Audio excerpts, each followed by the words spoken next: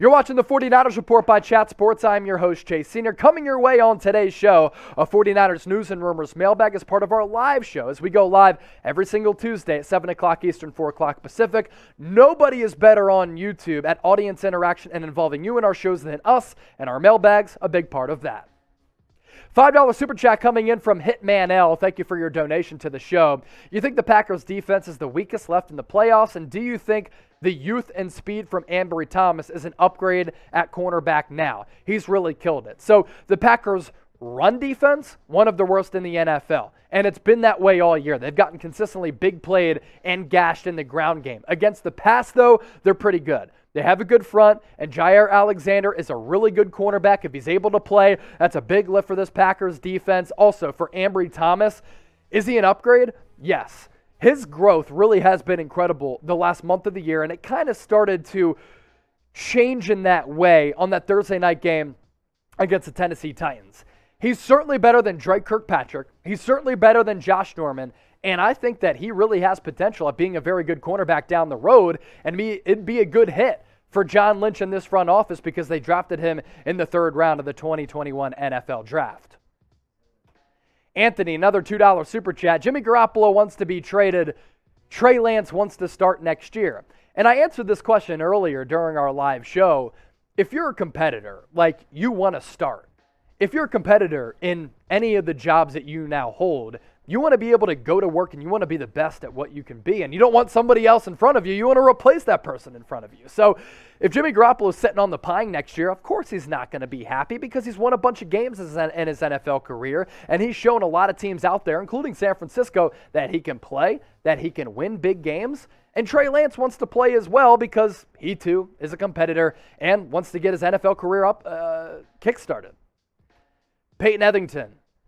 Does the cold weather benefit the Niners' run game? Yes, it truly does. I mean, the Packers have had one of the worst defenses against the run all throughout the year. As I talked about a little bit earlier, they have consistently gotten big played through the ground. And what I've really said for a long time here on the 49ers Report, why I like San Francisco as kind of a playoff underdog and a sneaky team that can make a run, their style translates to the playoffs. They had to throw the ball and run it against the Cowboys indoors. They were able to do that.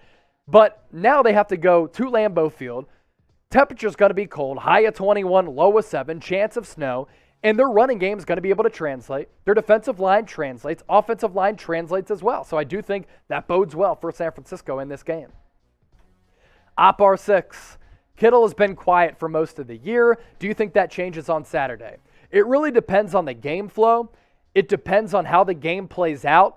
It depends stylistically what the Niners want to do. Now, after he came off IR, there was a month stretch where he was the leading receiver, not just tight end, leading receiver in the league for about a month. And he was just going off in crazy fashion. But last couple of weeks, the Niners have used him more as a blocker. And credit to him, he hasn't complained about not getting enough targets. He's done his job as a blocker in the ground game and pass game. So that's kind of the issue with tight end, is that you might have to block, you might have to pass. You can't really complain. It all gets dictated on game flow. Cody Johnson, any chance Jimmy Garoppolo is the starter next year? I think there's a chance. Of course, there are rumblings about Garoppolo being traded this offseason.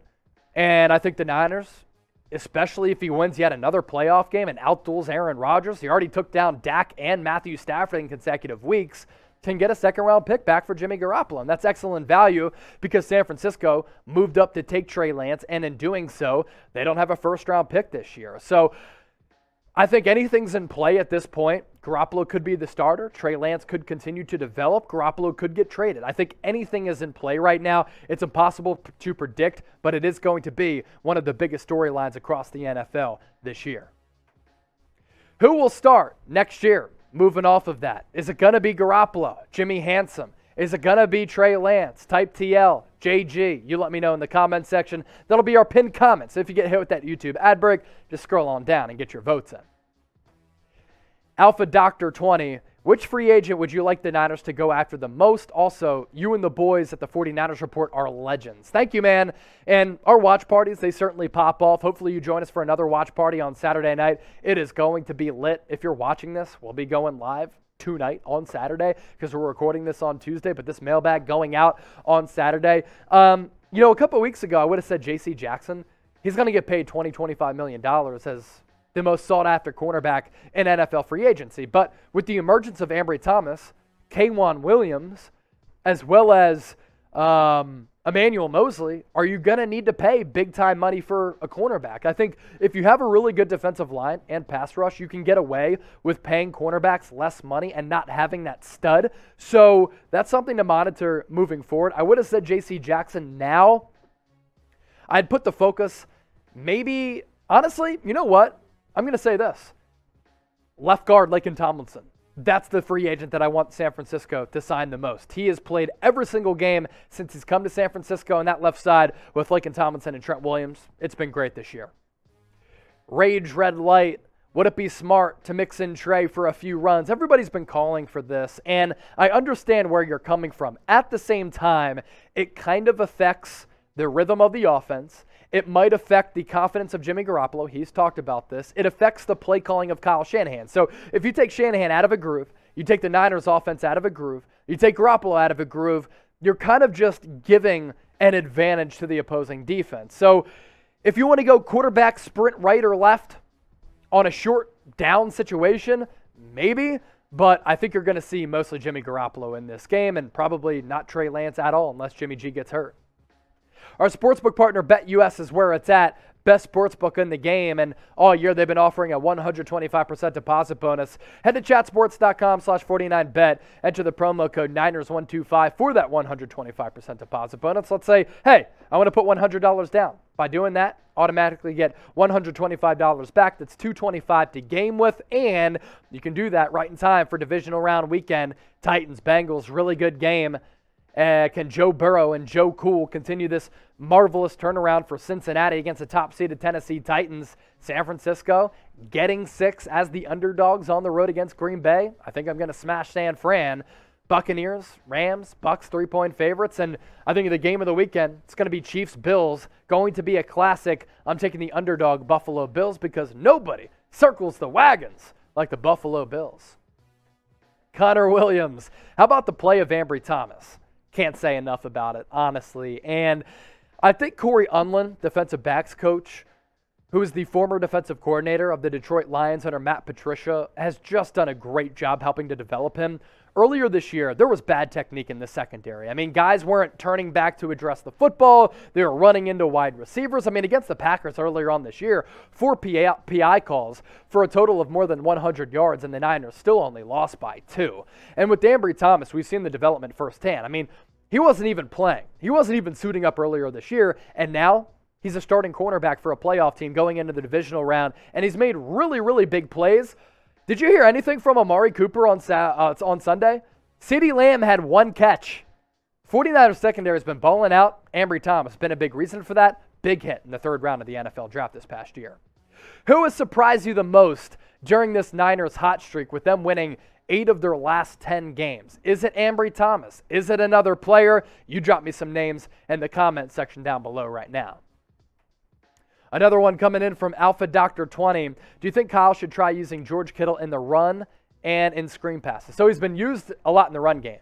That's why I mentioned that earlier about him being used as an inline blocker, either flanked to the right of Tom Compton or to the left of Trent Williams. Look, you can always use George Kittle as a pass catcher. I mean, he's wonderful going down the seam with some screen passes. That was almost a disastrous interception late in that game when that ball hit the ground. He tipped it up into the air, and it looked to be picked off.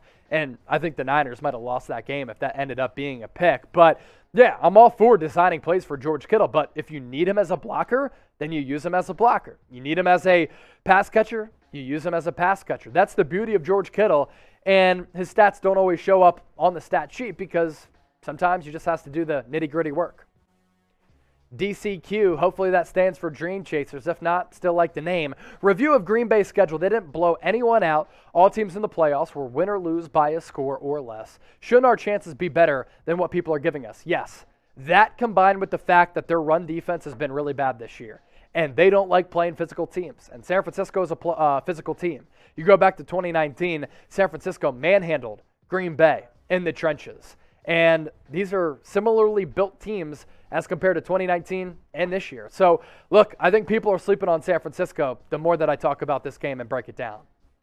Alfredo Hernandez, last question on this mailbag. What's going on with Deommodore Lenoir? Yeah, he was ahead of Ambry Thomas on the depth chart in the preseason to start the regular season, and we haven't really seen him much over the last couple of weeks. Look, 5th-round pick, somewhat raw.